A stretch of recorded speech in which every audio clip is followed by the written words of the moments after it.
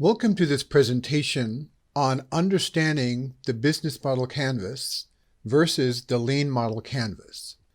I wrote an article about this, which I published on my LinkedIn account, and I'll put the link to that article on the bottom notes here. But it all started with a workshop that I deliver on applied business architecture. And in this workshop, we spend a lot of time discussing the business model canvas to help understand a business and what they do and what their strengths are and what their capabilities are, so that we can then decide what needs to be improved in order to move to a new desired state. Let's say the company is going to change their strategic intent.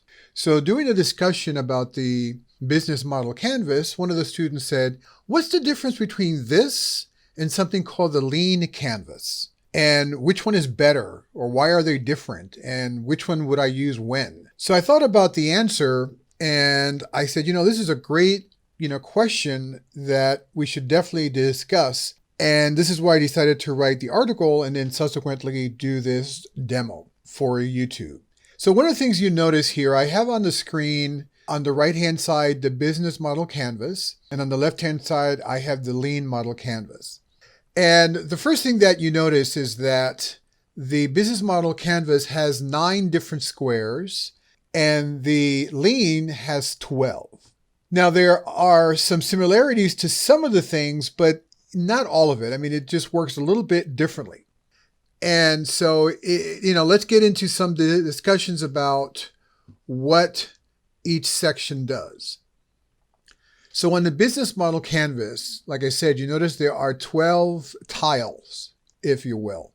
When you look at this canvas and you look at the right-hand side, right, kind of everything from the middle of key propositions over to the right, we're going to call that the business face area, the part that faces the business. The left-hand side covers really all of the back end, which makes the front end possible. So again, the right side is the front end and the left side is the back end. So why would you use the business model canvas? Well, ideally, this is going to be used when you already have an existing business that you're trying to get a better understanding about the business plan, about the business model, right? So it's a nice graphical way to do it. Now, creation of this complete business model canvas could take a long time, but this is a nice graphical way to kind of put things in perspective to give you at least an idea at the beginning, what is the business all about? Then on the left-hand side, we have the lean. Now, lean has 12 little areas there, little tiles, but this focuses more on a solution-based type of a design. It looks at what is the problem and what is the solution and understanding who the solution is for. So the lean is ideally suited for when you have a new product, when you have an innovative product that you're coming up with, when you have a new business that you're coming up with and you're trying to think about ideas, what problem would my business or what my product or my solution or my service, what problem is it solving and for whom it's solving it for?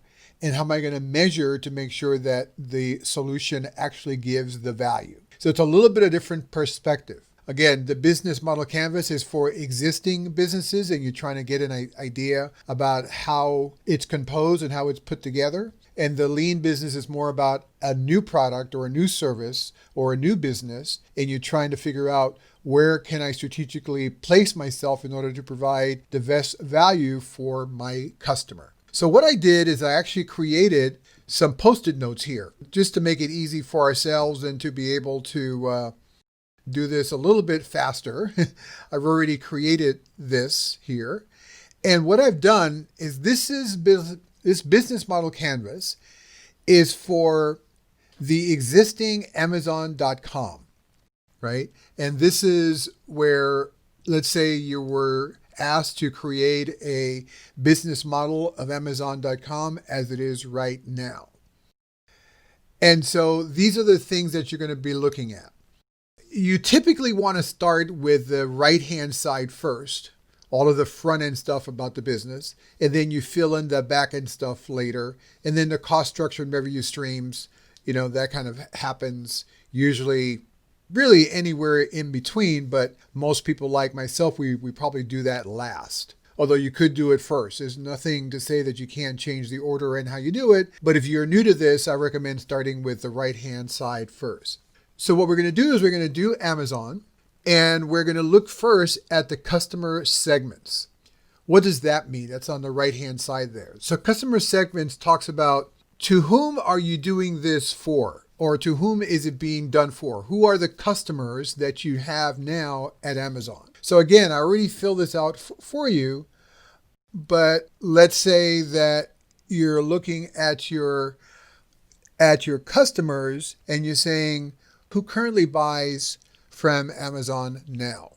And so when you look at this, you're maybe thinking, well, I have businesses that might use the Amazon services, let's say the AWS, and we also have the retail clients that we may want to use. So we're going to take this here and we're going to move it over here and say, okay, we have business clients who operate as retailers and they use our infrastructure or AWS to be able to sell their products. They'll use that infrastructure.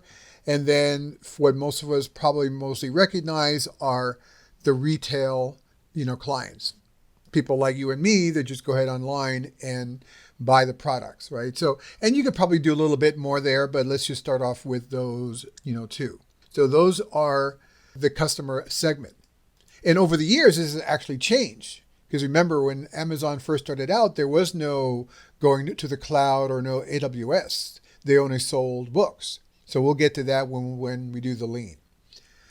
The next one that I may want to look at first is the customer relationships, right? The customer relationship says, what relationship with my target customer do I have now? And I can say, well, right now my customer relationship is I have a fulfillment center here, right? There's customer relationships. And I also want to make sure that at Amazon, I have very much a customer-focused mindset.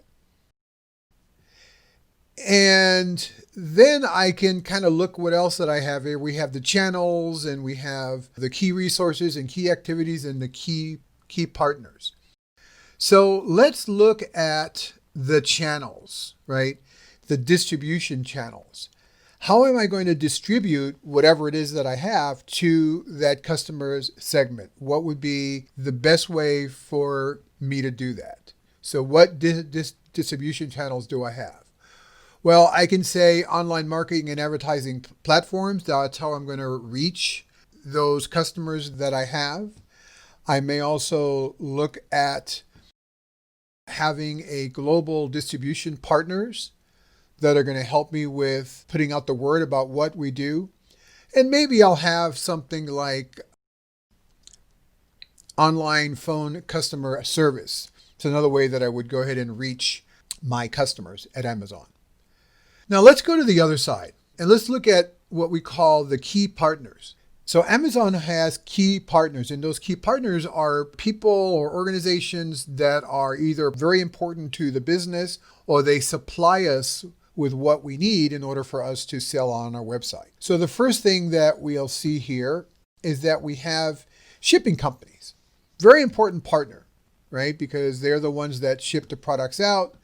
And then maybe we'll have retail companies are also our key partners. Those people that want to use or have used and use the Amazon platform for selling what they have to offer. Then we'll go to key resources. Right? What are the key resources that we have that make Amazon the best of breed? Right now we have the shipping services, right? We also have the AWS servers. We also have warehouses, right? Those are key resources that we use in order to distribute the products that we have available. So they include distribution channels, customer relationships, revenue stream might fall into that as well. In fact, the AWS servers is a current revenue stream for Amazon.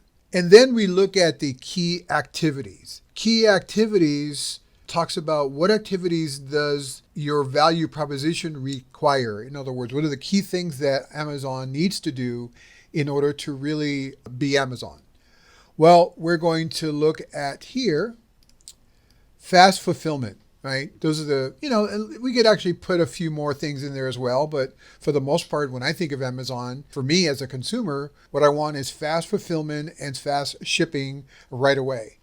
In fact, I'm willing to pay more to get it faster by subscribing to the Amazon Prime. The other thing that I have here would be, in fact, I didn't put this in here yet, but this would be the customer relationships. I didn't put this one up here, right? So this one would also go over here, online communication channels.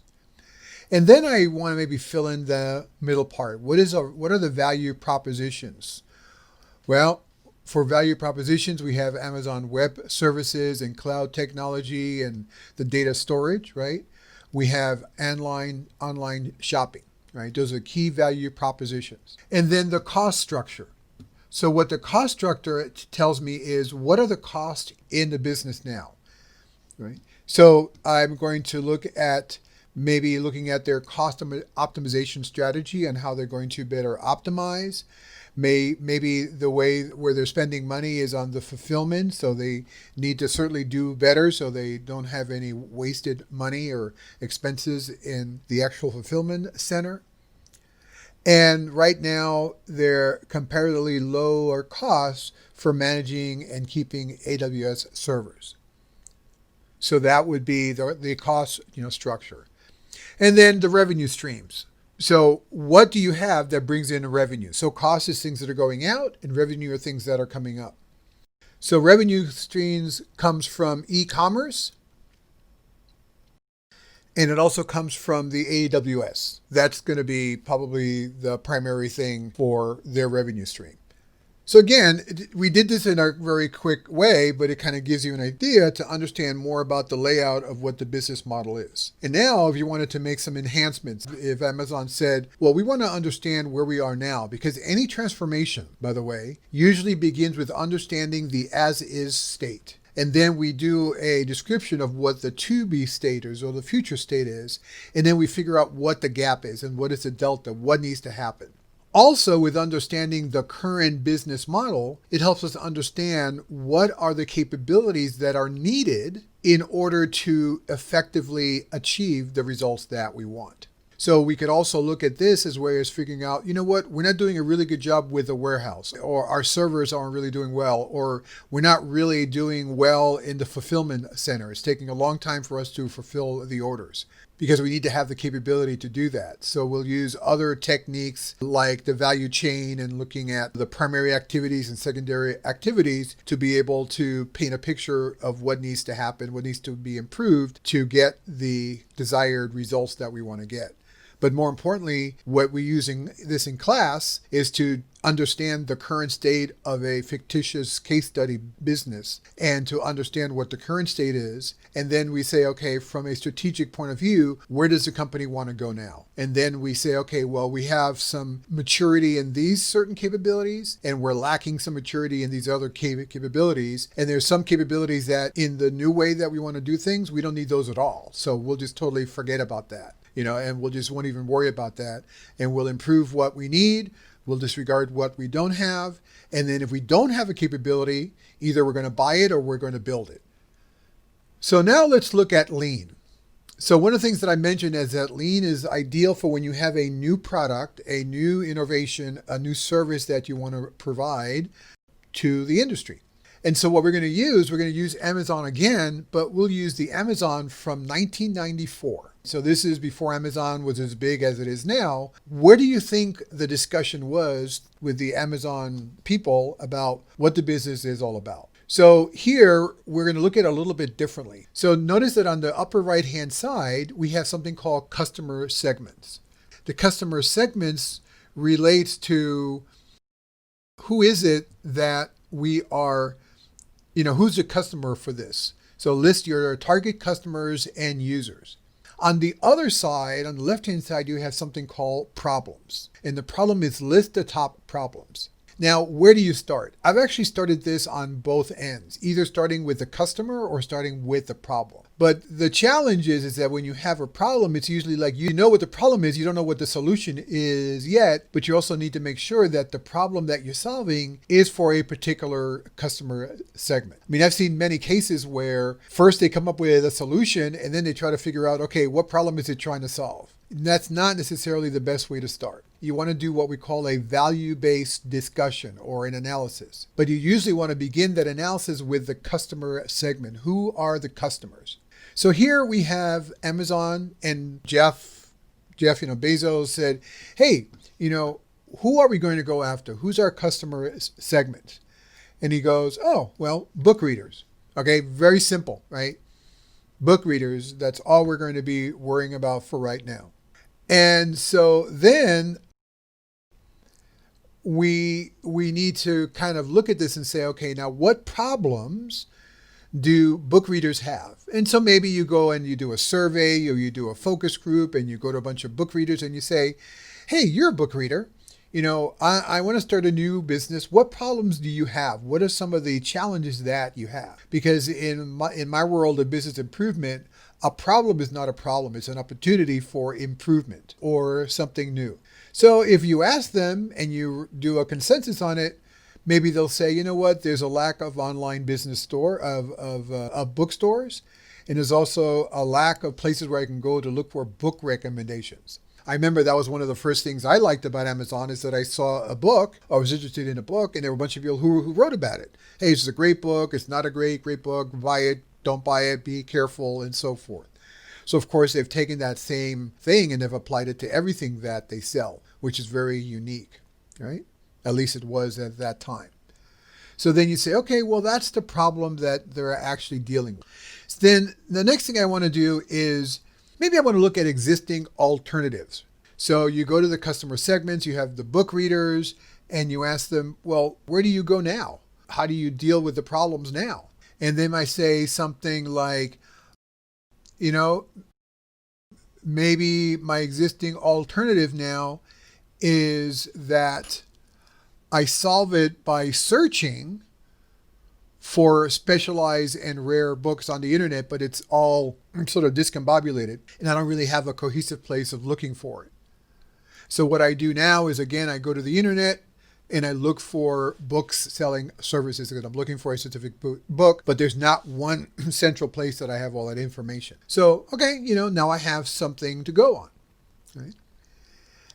And then maybe I'll go to the other side and I'll look at underneath customers, you'll see something called early like adopters, right?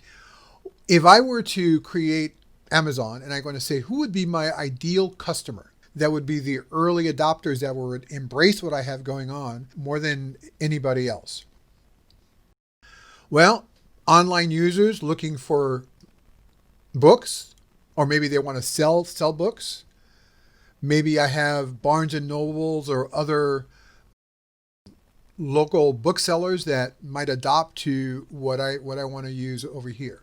But actually, this EA, right, can also, by the way, you could actually duplicate this and say, well, also existing alternatives for them is also going to be Barnes & Noble and local booksellers. But the early adopters, especially if I'm going to provide a capability for them to use our website to sell their books, they might also be an early adopter of the services that I am providing there. Then I want to look at, what channels am I going to use for my new bookstore, right? So maybe I'll have affiliate resellers here, right? And then I'll look at there's some other things that I'm going to fill in here.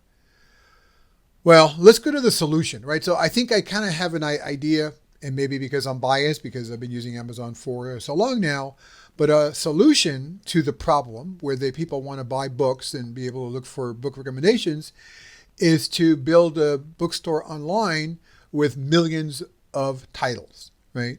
That would be a good solution to have there. Then I look at, okay, well, how am I going to measure that, right? So I have things like, well, we'll measure website traffic, right? That would be a good measure there. And maybe I'll have things like return on investment, the revenue per visitor, and the number of abandoned shopping carts, right? So I can have that as a way to measure if we're doing well or not doing well. And then we have something called the high-level concept. So this is where it says list your X for Y analogy, right? And so here, maybe this would be one where you could say biggest bookstore on earth, right? For people who want to buy books, right? That would be a good, probably high-level concept. So if you were to summarize, hey, back when Amazon was first starting out and you say, hey, what's Amazon all about? You can say, yeah, we're the biggest bookstore on earth. That's a high-level concept. And then notice that we have two more squares up on the top. One of them is called the unique value proposition. This is the clear and compelling message that turns an unaware visitor to an interested prospect, right? So what makes you unique? So somebody comes in for the first time and you say, what makes us unique at Amazon? Number one, we have a wide selection of books. And number two, you can buy books without a visit to the physical store. And maybe, again, if you're selling books, maybe you can sell a book without having to go to the store. And I've sold books through Amazon. I haven't in a while, but I had a lot of extra books and I would just sell them and, get a little bit of money right from the comfort of my own home. And then there's the next one is unfair advantage. What is something that cannot be easily copied or bought?